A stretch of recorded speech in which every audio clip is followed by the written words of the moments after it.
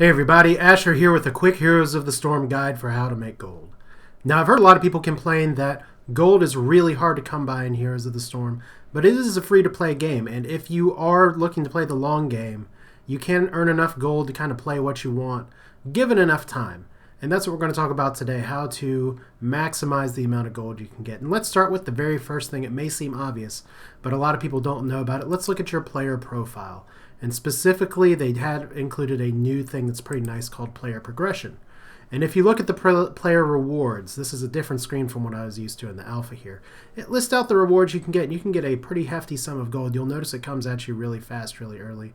1,000 gold, 1,000 gold, 2,000, 2,000, and that's 6,000 gold by level 10.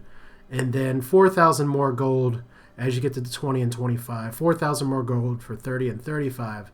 And then another 2,000 gold for level 40. So just by leveling up all the way to max level, you will get some gold to buy some characters. You're also going to get a Stim Pack, which will increase your gold a little bit. We'll talk about that later. But just by playing the game, you can get money. And that is a good starting point, because it gets us to point 2, which is daily quest. Once you hit level 6, you're going to get different quests. They vary from 200 gold to 800 gold. And you'll want to knock these out as best you can. It's kind of like Hearthstone in that you'll get one quest per day, but unlike Hearthstone, you cannot switch them out. So you're going to just be stuck with, if you have 3 200 gold quests, you just got to knock them out and then hope if you can get the 800 one.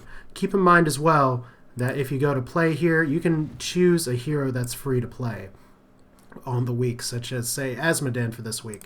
And even though I don't own him, you can tell that up here.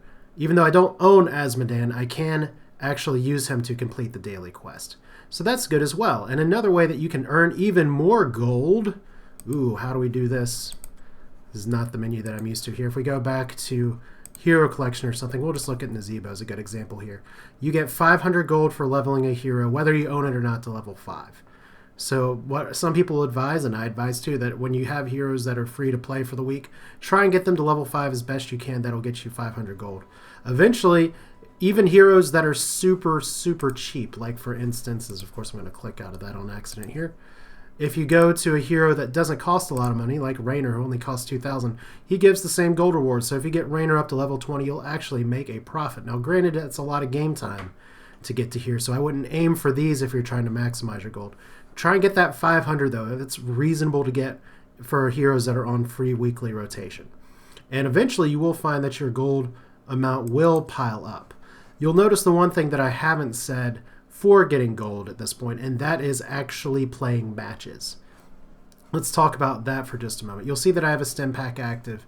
That's not because I bought it. I actually got a Stim Pack as a bonus for something else, and I can talk about it in a few. Stim Packs, this is something where if you're free to play, you will get a Stim Pack as a reward for level 10.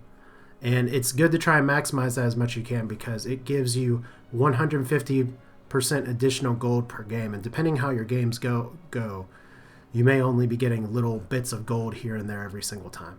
Gameplay is not going to be your primary source of gold income. Much like in Hearthstone, it's not going to be the primary source of gold income. So there's that. One final way that you can get some gold, and it's a little bit hidden, and if you played them before in the alpha, you can do them again for gold. It's the tutorials. You can get, I believe, let's see here, 1,000 gold definitely from listed here, and I think maybe you'll get another gold bonus for the training. I'm not 100% certain here. But at least that's 1,000 extra gold for stuff that you've probably already done, or if you're new to MOBAs or new to Heroes of the Storm, something that doesn't take a lot of time and you can knock it out really quickly. So those are just a few ways to get gold. And before I break off with this, let me just talk briefly about what to do once you get that gold.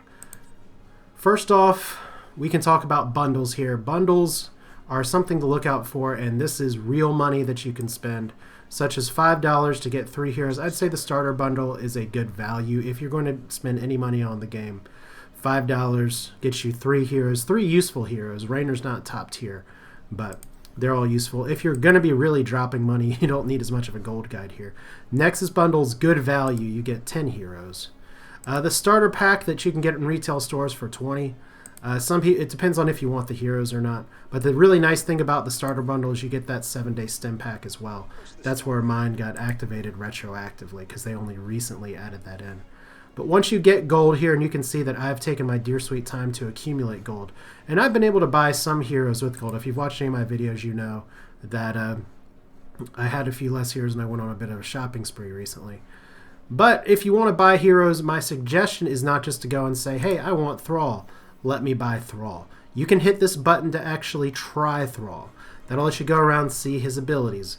Barring that, the main suggestion that I see a lot of people make, and it is a very good one, is to take heroes on a free week, play around with them a little bit, and then if you like them to the point where you miss them when they're gone, that's when you buy.